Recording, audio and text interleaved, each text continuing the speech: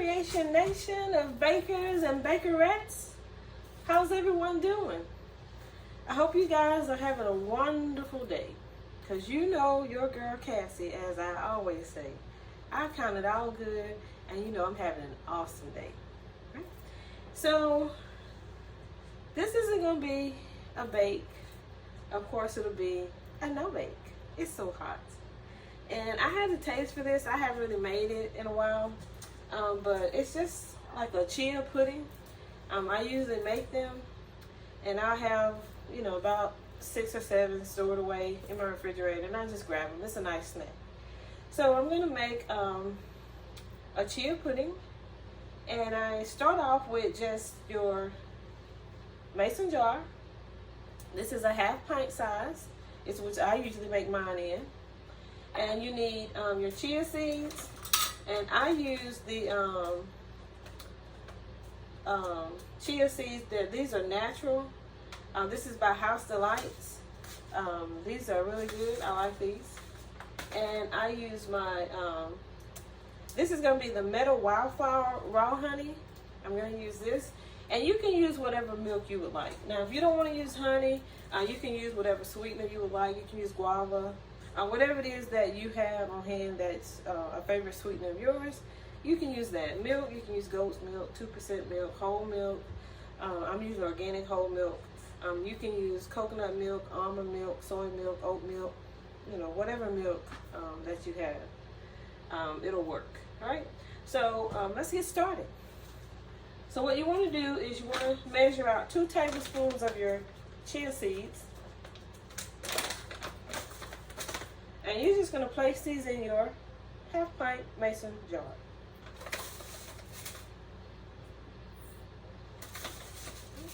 And that's 2 tablespoons.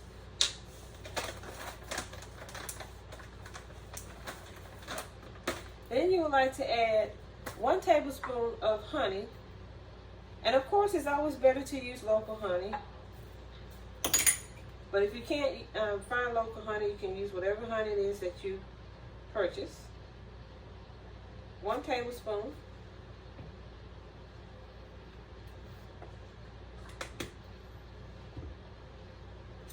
Okay.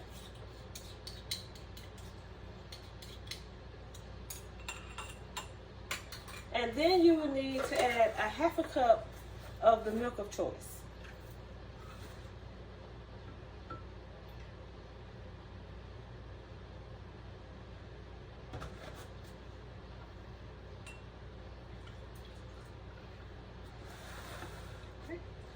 Once you get all of your ingredients in your mason jar, you're going to just take a spoon and you're going to just stir this.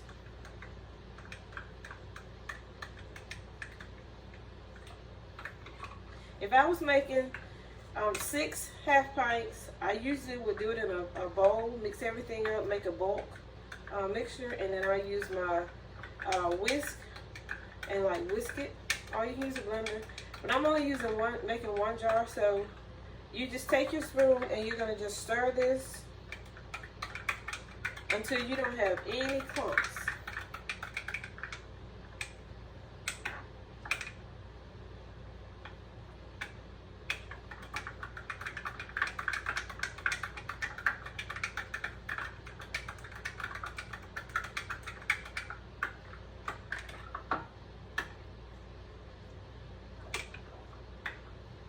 You gotta mesh it on the sides because you can spoon it up and you can kind of see. You even have clumps on the end of your spoon. So you just stir it really good.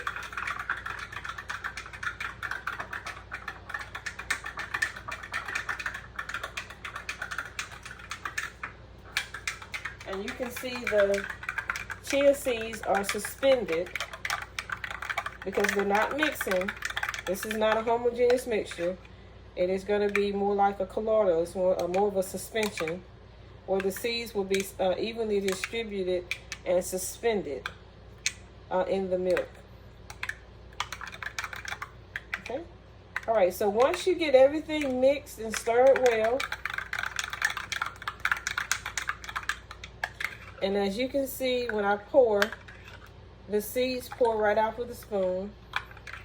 there are no clumps falling. All right?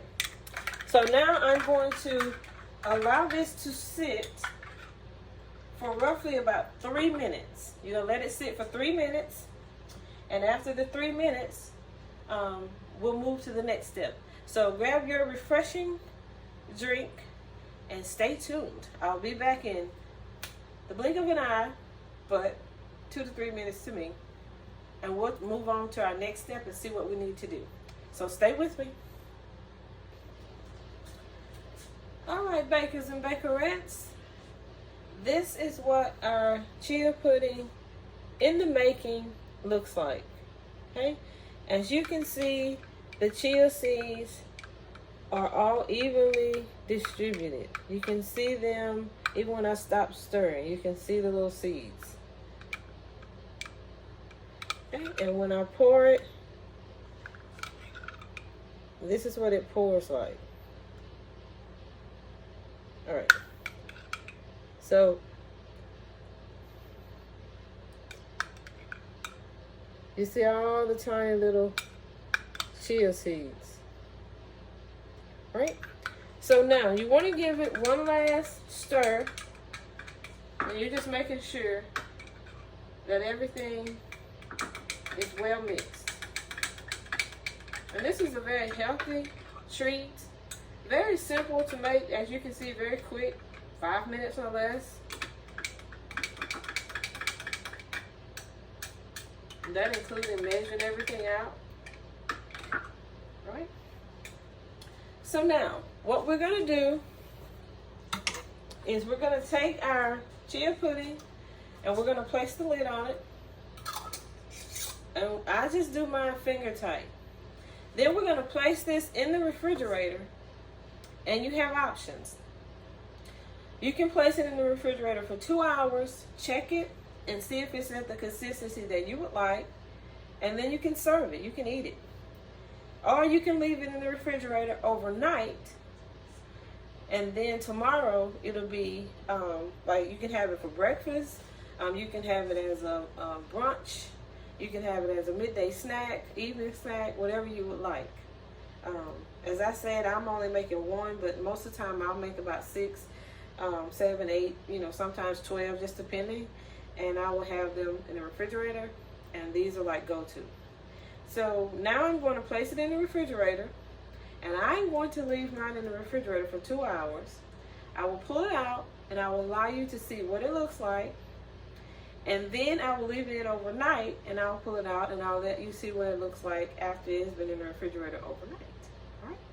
So to the refrigerator it goes.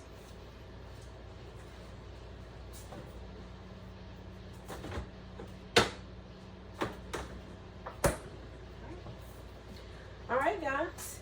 So while our chia pudding is chilling in the refrigerator, I'm going to place you on a brief pause. After 2 hours, I'll bring you back. So grab those refreshing drinks, a snack of choice, sit back, and wait. I'll be right back with you. Don't go anywhere. Hello, Creative Nation of bakers and bakerettes. This is the chia pudding. After the 2 hours, I checked it and it was still kind of loose, so I didn't really film it because it wasn't a significant change. So this is after the overnight, which is usually what I go with. As you can see, the chia seeds are very evenly distributed throughout the pudding, and you can tell that it is very little agility to it. So we're going to open it, and as you can see, we have chia pudding. The consistency. Right.